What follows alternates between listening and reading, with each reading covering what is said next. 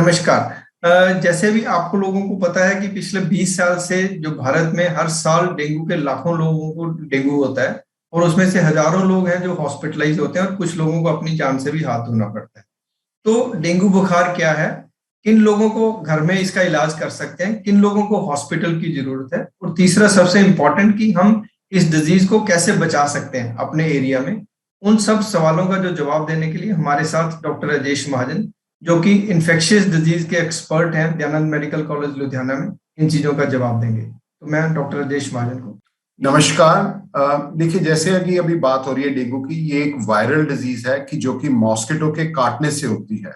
और सबसे बड़ी चीज है कि ये मॉस्किटो हमारे को अर्ली मॉर्निंग या लेट इवनिंग में काटता है।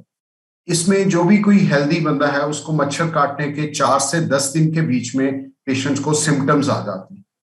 जो नॉर्मली हम सिम्टम्स कहते हैं, लोगों को बुखार, सर में दर्द, आंखों में दर्द, बॉडी पेन्स, मसल पेन्स, कुछ लोगों को रैश डेवलप हो जाता है, नोजिया या वॉमिटिंग रहता है, जिसकी वजह से इसको हम हड्डी तोड़ बुखार भी कहते हैं।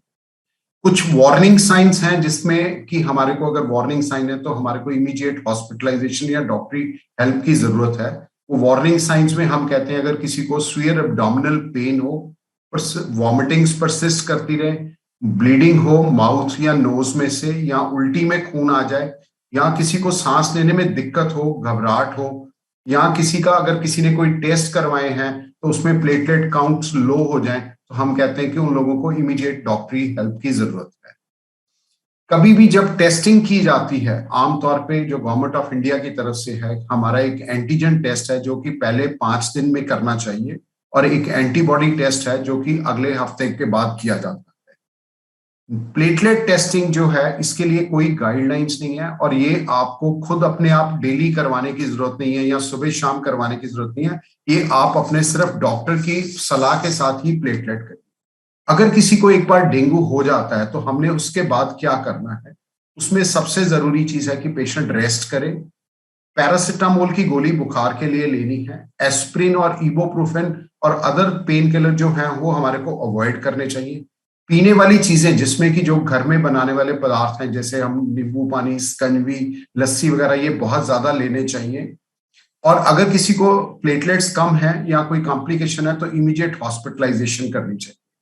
प्लेटलेट ट्रांसफ्यूजन जो लोगों को 10,000 से कम है उसमें दी जाती है। जो 20,000 से ऊपर है उनमें प्लेटलेट्स की कोई जरूरत नहीं होती। अगर किसी को ब्लीडिंग हो तभी डॉक्टर प्लेटलेट्स लगाएंगे। इसमें सबसे ज्यादा जरूरी है कि इसकी रोकथाम कैसे की जा सकती है। रोकथाम के लिए सबसे बड़ी चीज है कि हम अपने आसपास पानी इकट्ठा ना होने दें। जैसे लोगों के घरों में फ्लावर पॉट्स हैं, टायर्स हैं, उसके हिसाब से प्लेटलेट्स उसमें पानी ना इकट्ठा हो। अगर आप कहीं पानी इकट्ठा होता है तो उसमें कैरोसिन या पेट्रोल डाला जा सकता है। अपने आप को, बच्चों को फुल स्लीव्स डाल के रखने चाहिए। और मॉस्किटो नेट, अगर किसी को बुखार है तो उसको मॉस्किटो नेट के हिसाब से उसमें अंदर सोना चाहिए और उसमें रहना चाहिए। अगर हम इन चीजों का ध्यान रखें तो हम इस बीमारी से भी निजात पा सकते हैं और अपनी और अपने आस पड़ोस के लोगों की मदद कर सकते हैं। धन्यवाद।